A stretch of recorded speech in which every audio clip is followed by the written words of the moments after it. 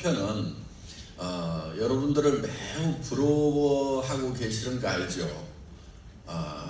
할매들하고 할배들이 본인들은 성공을 했는데 그 성공을 누릴 날이 얼마 남지 않았다는 것이 매우 안타깝다는 거예요. 그런데 여러분들은 젊은 날에 애터미에서 성공을 하면은 정말 진정한 성공자로서의 삶을 살아갈 수가 있다 하는 겁니다. 그래서 할배들이 부러워하는 여러분, 영 리더스에 오신 것을 다시 한번 진심으로 환영합니다. 네. 영 리더스 클럽은 120명 정도 되는데요. 리더스 클럽만 해도 300~400명 되는 걸로 알고 있고, 로얄 리더스 클럽만 해도 200~300명 되나? 그 다음에 크라운 클럽만 해도 한 4천만 원 이상 버는 크라운 클럽만 해도 거의 40명 정도 되는 걸로 알고 있고, 그 다음에 임페리얼 클럽, 이제 월 1억 되는 임페리얼 클럽도 지금 이제 5호까지 나왔죠. 앞으로는 임페리얼 마스터도 엄청 쏟아져 나오겠죠. 그렇죠? 매달 쏟아져 나오거나 한 달에 몇 명씩 쏟아져 나와가지고 나중에는 스피치 3분밖에 못합니다 막 이럴 수 있어요. 임페리얼 되는데. 그리고 너무 행사가 길어지니까 절반만 스피치하고 절반은 다음에 합시다 이렇게 할 수도 있어요. 로얄 많이 쏟아져 나오는 달에는 그런 일들이 있잖아요. 실제로 보면은. 그런데 앞으로는 이제 임페리얼 마스터도 그럴 날이 올 수 있겠다 생각을 합니다. 왜냐면은요, 정말 회사 초창기에는요, 어떤 분이 저한테 이랬어요. 이 수강체계를 가지고 샤론 로즈만 나와도 자기 손에 장을 지진다고. 꽤 네트워크 마케팅의 선수인 사람이 그렇게 얘기를 했어요. 물론 처음에 세일즈 마스터 나왔을 때 사람들 정말 놀래고 깜짝 정말 놀래가지고 와 정말 세일즈 마스터가 나오네. 다이아몬드 마스터 나왔을 때는요, 와 샤론도 나오는 거 아니야? 막 이렇게 얘기를 할 만큼 정말 꿈의 직급들이었습니다. 그 정도만 되더라도. 그런데 왜 사람들이 샤론 마스터도 어렵다고 생각을 했냐면은 배팅을 해서 가는 것을 생각을 하니까 어때요? 몇 명을 이렇게 배팅을 해야 되겠다는 계산이 나오잖아요. 그것도 지난 달 거 프레시아웃 시키고 이달에 새로 한꺼번에 쫙 쳐야 되니까 야 이거 샤론 마스터 어떻게 치라는 얘기야? 이렇게 생각했던 피라미드성 그런 이제 그 다단계에 젖어 있었던 사람들, 그 사람들의 사고로는 샤론 로즈 마스터도 불가능한 수준이다. 그런데 우리가 이런 성공이 가능한 이유는 뭐냐면은 소비자 중심으로 누적이 된다는 거예요. 그러니까 누적이 되려고 하면은 반드시 전제 조건이 있어요. 그게 품질이 좋고 가격이 싸서 반복 구매, 재구매가 자발적으로 이루어져야 된다는 거죠. 이게 굉장히 중요한 거예요. 그런데 이제 대부분 그런 잣대를 가지고 구별을 하질 않죠. 그게 애터미와 같은 이 조단위의 매출을 올리는 그런 놀라운 회사가 될 수 있느냐 없느냐 하는 것을 결정하는 것이 바로 소비자들의 자발적인 재구매다 하는 거예요. 굉장히 중요한 포인트예요. 그러니까 제가 애터미를 만들 때 이 애터미 사업이 성공할 거냐 말 거냐 하는 것, 그 이전에 애터미를 만들 거냐 말 거냐 하는 것을 고민을 할 때, 왜냐하면은 벌써 10년 전에 많은 회사들이 만들어졌다가 망하고 소멸하는 것을 저는 봐왔어요. 그러면은 만들어졌다가 없어질 바에는 만들 필요가 없다. 왜냐하면요, 만드는 것도 어렵지만은요, 망한 때는요, 훨씬 더 비참해요. 많은 피해자들이 생긴단 말이에요. 그렇기 때문에 없어질 회사라고 그러면은 만들 필요가 없다 하는 이 생각을 정말 철저하게 계속해서 반복적으로 했던 거예요.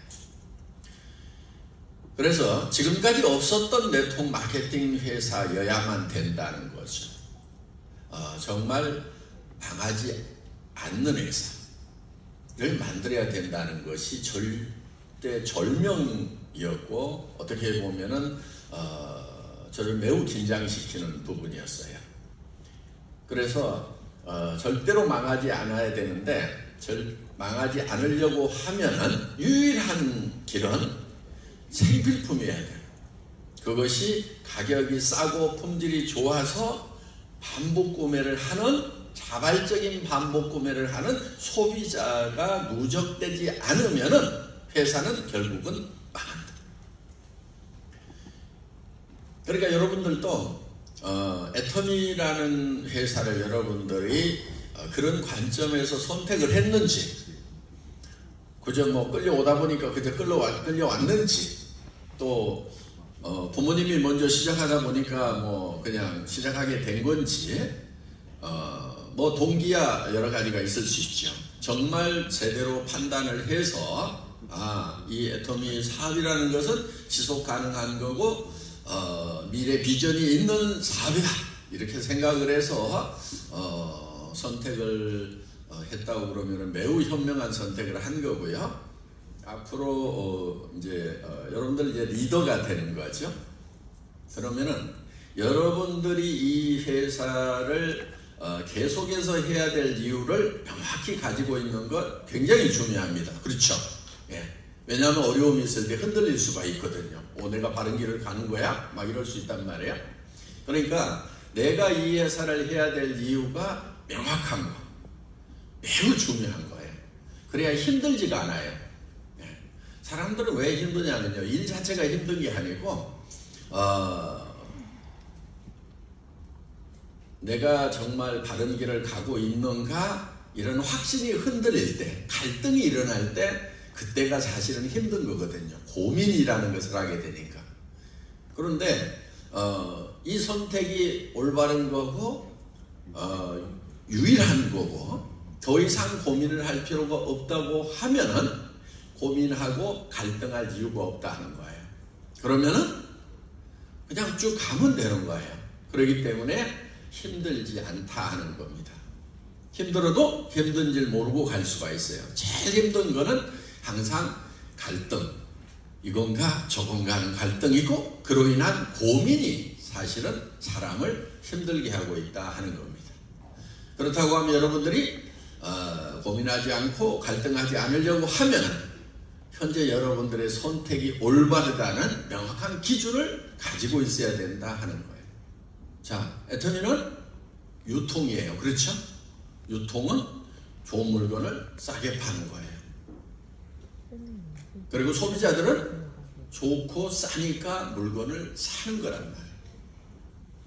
직급을 가기 위해서 또 수당을 받기 위해 가지고 매출을 일으키고 하는 것은 유통의 개념이 아닌 특수한 사람들의 상식을 떠나 있는 거예요. 그러니까 많은 사람, 대중들이 움직이기가 어려운 거죠.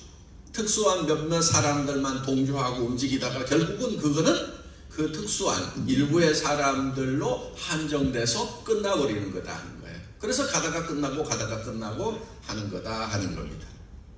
자, 그런데 보편적이고 타당하고 상식적인 얘기, 물건이 좋은데 싸다, 그러면 어때요?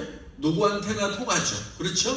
그래서 세상 널리 퍼져나갈 수가 있는 거다 하는 겁니다. 우리가 글로벌 진출을 하는 모습도 보면은 가가지고 회사를 차리고 거기서 막 무슨 행사를 하고 해가지고 이렇게 해서 시작된다기보다는 도리어 물건이 먼저 흘러 들어가죠. 그렇죠? 예. 미국 갈 때도 그랬어요. 일본 갈 때도 그랬어요. 많은 나라들이 그렇게 했어요.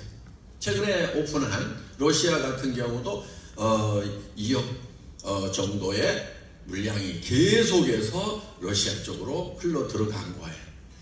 이제 우리는 제품이 먼저 흘러 들어가서 시장을 개척을 해주는 네트워크 마케팅 회사 중에서는 어쩌면 유일한 회사라고 볼 수가 있죠. 물론 다른 회사들도 조금씩은 그렇게 되지만은 들어가자마자 수지 타산을 맞출 수 있을 만큼 적자가 나지 않는 만큼의 매출이 오를 수 있는, 첫 해에도 적자를 보지 않은 정도의 그런 해의 진출을 하는 회사는 대부분 없다 하는 겁니다. 그래서 우리는 지극히 상식적인, 그래서 특수한 사람들이 아니고 일반 사람들도 바로 설득이 될 수 있는 보편 타당성, 그 다음에 상식성을 가지고 있어야 이게 널리 퍼져나갈 수가 있다. 그리고 이것이 메인이 될 수 있다. 메인 스트림이 될 수가 있다 하는 거, 우리가 판단의 기준으로 딱 가지고 있으면은 고민하지 않고 흔들리지 않고 자기 길을 꾸준하게 갈 수가 있고, 더구나 여러분들은 리더들이기 때문에 흔들리는 파트너들을 잡아주고 설득하고 이해시킬 수 있는 그 역량을 가지고 있어야 된다 하는 겁니다. 그런데 파트너들이 흔들리는데 같이 흔들려봐. 되겠어요? 안 되겠어요?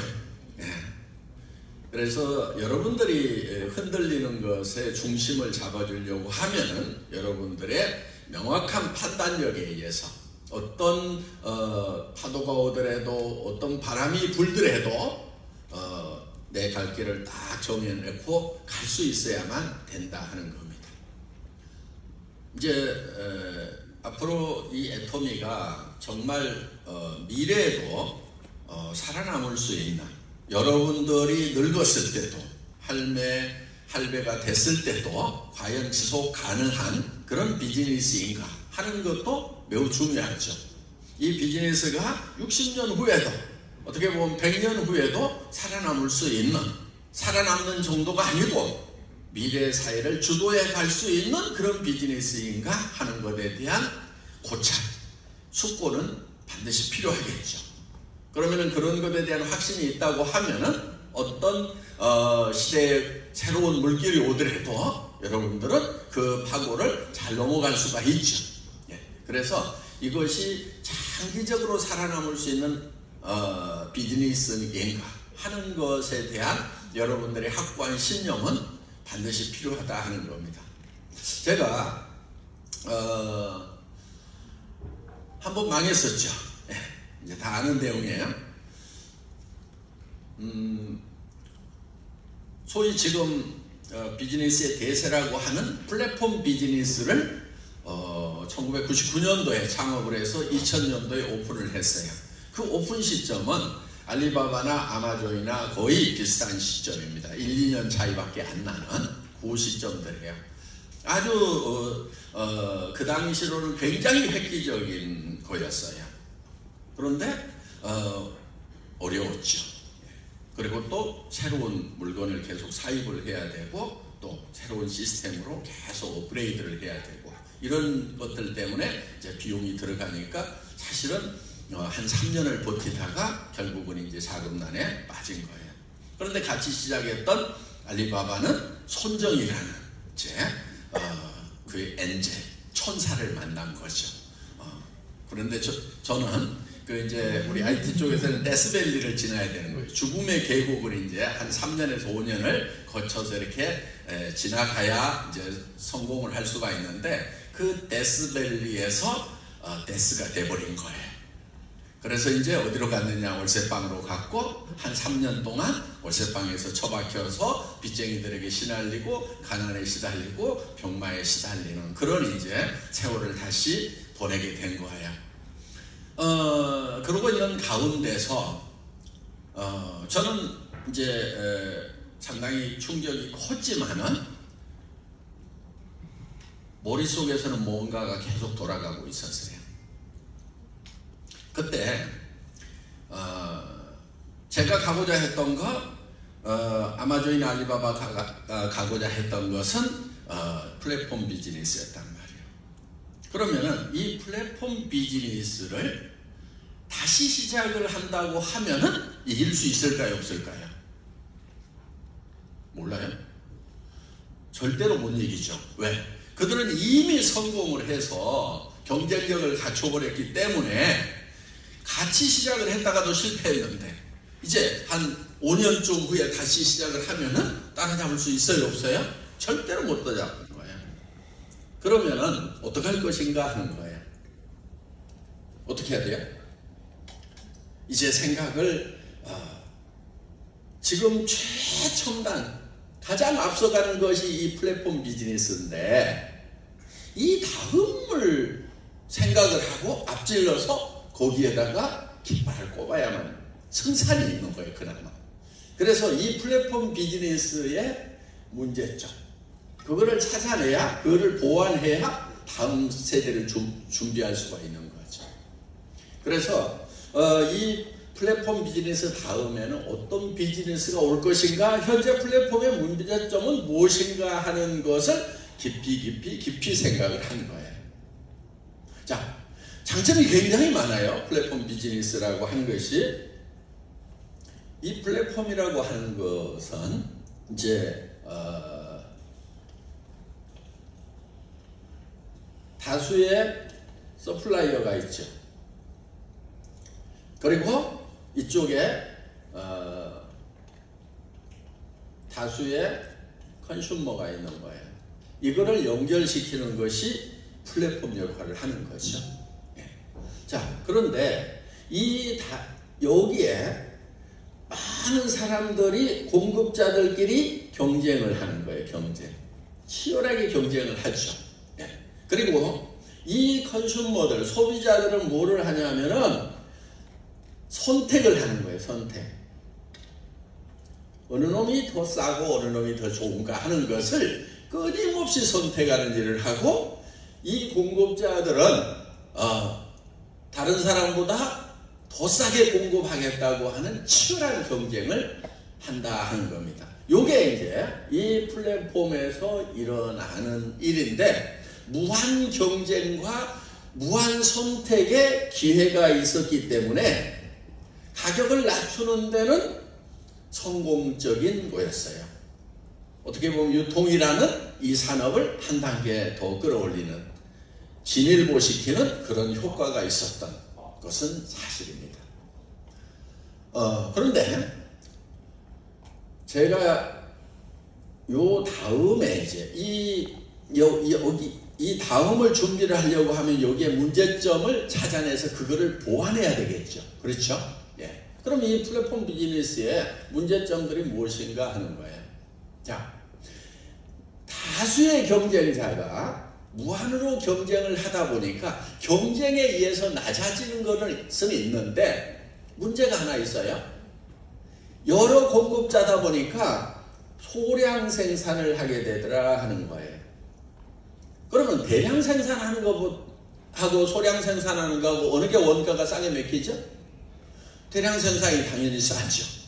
그러면은 이런 일반 공산품은 여러 공급자가 공급을 하다 보니까 원가가, 소량 생산에서 원가가 도리어 올라가. 그러다 보니까 실제로는 경쟁을 해서 낮아지는 것이 한계가 있더라 하는 거예요. 왜? 원가 이하로 팔 수는 없죠. 원가 이하로 팔면 결국 망해버리죠. 장기적으로 하다 보면. 그래서 이거를 무한 경쟁을 시킬 것이 아니고 좀 몰빵으로 몰아줘가지고 도리어 대량 생산을 시키고, 그러면서 그 분야의 가격을 더 낮추고, 그 다음에 장기적으로 쫙 기술 개발을 하도록 이렇게 도와준다고 하면은 그냥 알아서 니네가 싸게 공급해 하는 것보다도 전략적으로 더 싸게 갈 수 있는 가능성이 있을까요, 없을까요? 있겠죠. 그게 예를 들면 칫솔이에요, 칫솔. 그래서 자, 이런 할인 매장이라든가 이런 데서 막 다수가 무한 경쟁을 하고 있어. 사람들은 뭐가 좋은지를 잘 모르니까 이것도 써보고 저것도 써보고 하다 보니까 일단은 뭐 여기서 저기서 팔려. 그러다 보니까 다수의 경쟁자들이 소량 생산을 하고 있어. 그런데 애터미는 칫솔 한 모델 딱 선택을 해가지고 거기다만 집중적으로 몰아주겠다. 그래서 일품일사원칙에 의해 가지고 이제 경쟁보다는 이 기술적으로 시스템적으로 원가를 낮추는 쪽으로 가면은 어때요? 이런 다수의 공급자들이 경쟁하는 것을 이길 가능성이 있을까요? 없을까요? 있죠. 그렇죠? 네. 그럼 실제로 이기잖아요, 지금. 네. 그래서 이제 그런 부분 하나 하고 또 한 가지, 이쪽 소비자들 입장에서 보면은 많은 공급자가 있다 보니까 어떤 제품이 내한테 최적합인지를 고르는 게 이게 매우 스트레스가 되는 거예요. 자, 가격 비교 사이트에서 쫙 해서 가격 비교를 했어. 그걸 제일 싼 걸 샀더니 문제가 있더라 없더라? 문제가 있는 경우가 많죠. 그렇죠? 예. 그러니까 이제 도리어 제일 싼 것은 대개 우리가 획기적으로 싸. 막 다 만원, 11,000원 막 이렇게 하는데 막 8,000원 이런 데가 있어. 그럼 그걸 사요. 대개는 그거는 좀 제껴놓고 사죠. 그렇죠? 못 믿겠다는 거예요. 그래서 선택을 하는 것 자체가 이제 스트레스가 되는 거예요. 그래서 이 플랫폼에서 선택까지 해주면 더 좋을 건데, 그래서 큐레이터 역할을 해야 되겠다. 추천해주는 사람의 역할을 여기서 하는 기능이 있었으면 좋겠다 하는 거예요. 자, 그 다음에 그래서 이 플랫폼 비즈니스 다음에 어떤 비즈니스가 올 것인가, 여기에 있는 문제점들을 개선해버리면 그쪽으로 사람들은 쏠려오겠죠. 그래서 포스트 플랫폼, 그래서 PPB를 구상을 한 거예요. 자, 포스트 플랫폼 비즈니스의 다음은 어떤 비즈니스가 올 것인가, 이 플랫폼의 문제점들을 해결을 해줘야 되겠다는 거예요. 애텀이라고 하는 회사가 전문성을 가지고 셀렉팅해서 그것만 집중적으로 몰아주겠다.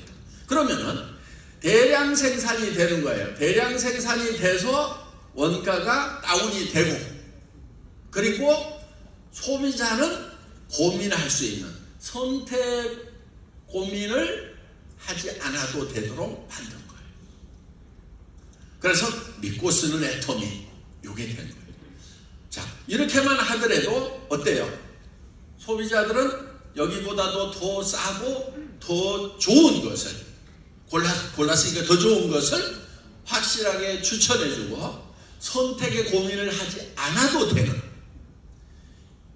이거를 만들면은 경쟁력이 있겠다, 요 생각을 한 거예요. 자, 거기에다가 하나 더, 앞으로 이제 일자리가 없어지는 시대가 올 거다. AI 시대가 오게 되면은 사람들이 일자리가 점점 줄어드는 시대가 온다 이거예요. 그래서 사람들에게 일자리를 만들어주는 것이 필요하다. 자, 물건을 싸게 사기도 하지만은 여기에 우리는 뭐를 하냐면 일자리를 만들어줘야 안 만들어줘? 만들어주죠. 그런데 여기는 어떻게 하고 있냐? 다수의 공급자들이 모래알처럼 붙어있는 거예요. 여기에 다수의 컨슈머들이 모래알처럼 붙어있는 거예요. 그래서 이거를 이 사람들이 이쪽으로 오면은 쫙 달라붙어갖고 다시는 이쪽으로 가지 않도록 시스템을 만들어 놓는다고 하면은 어때요? 이쪽이 점점 커질 수가 있겠죠.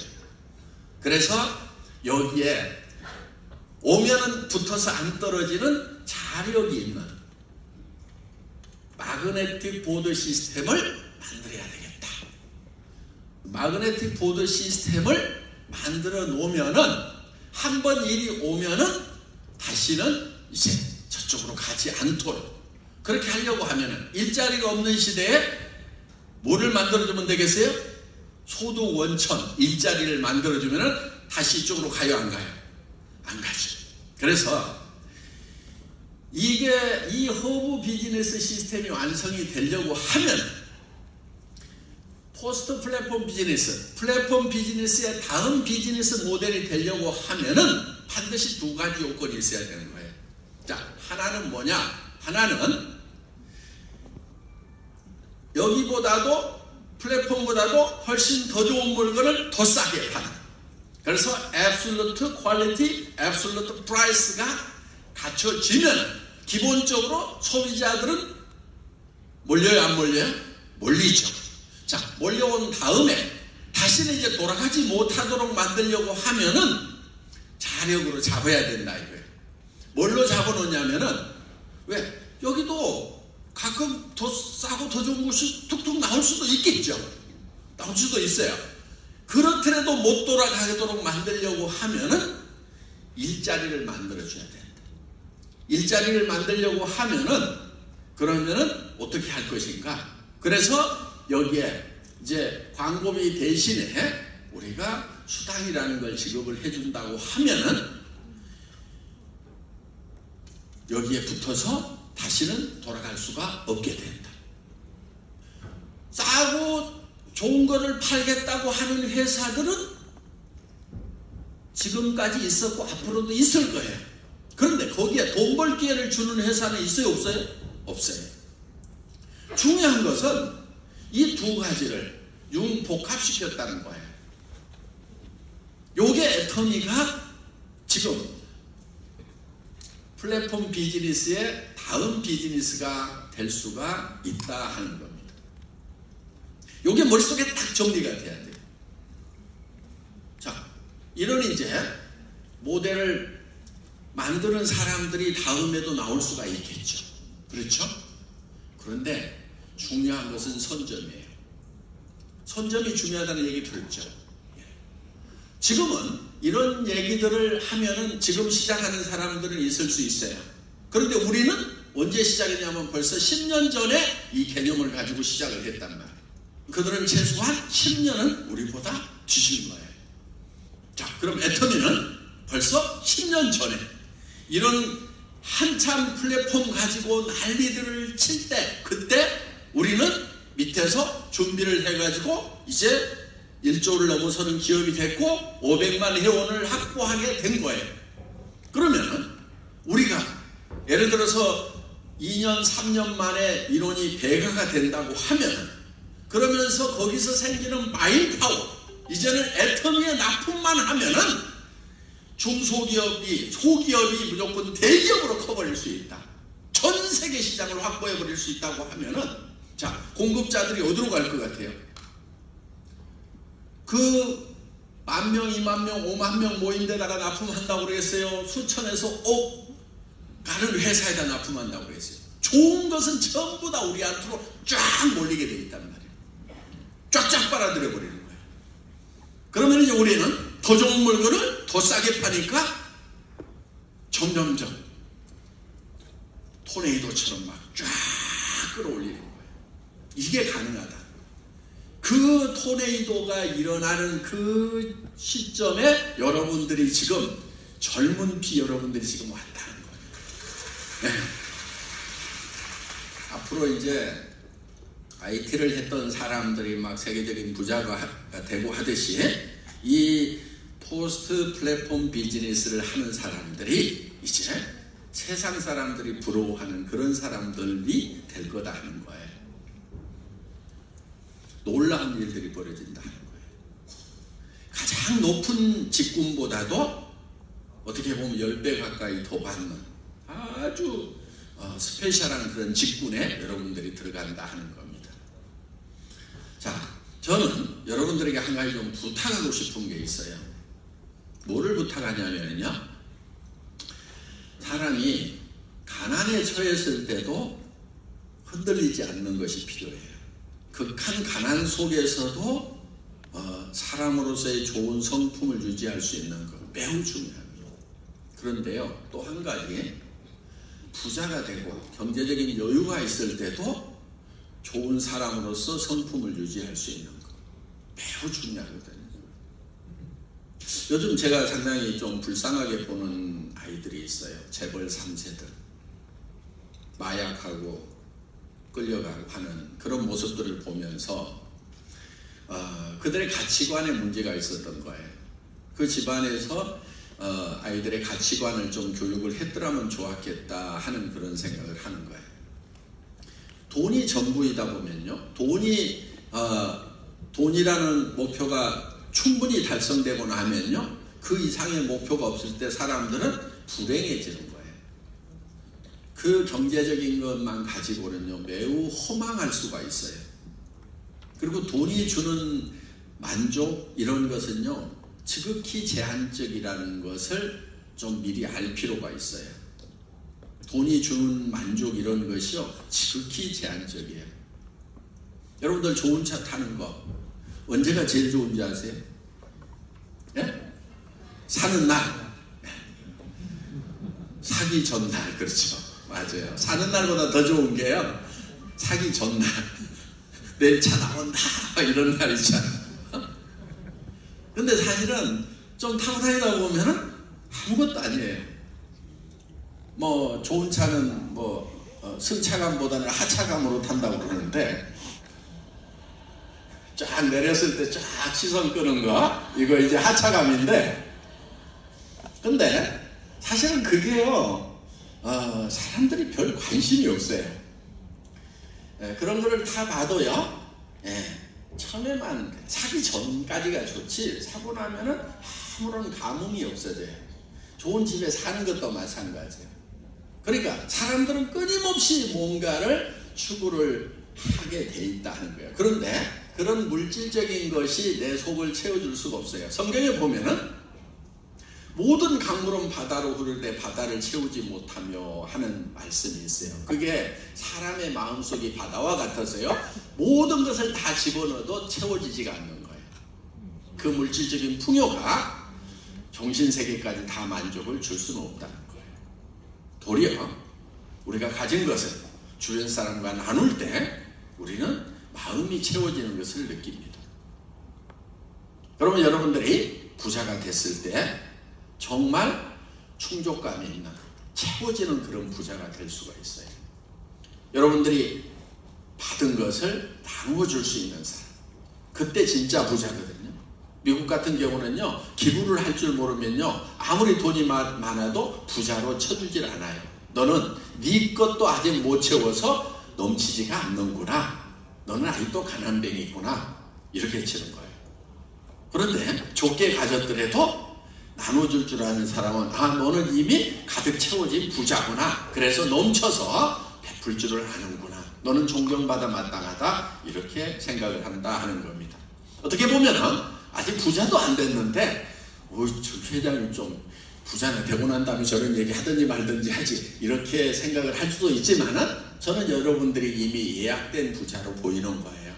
그래서 도리어 부자가 됐을 때 정말 행복을 누릴 수 있는, 만족할 수 있는, 물질에서만 만족을 구하는 것이 아니고 그 물질을 더 어려운 사람들, 가난한 사람들 위해서, 내 사랑하는 사람들 위해서 쓸 때, 그때 거기에서 진정으로 만족할 수 있다는 거.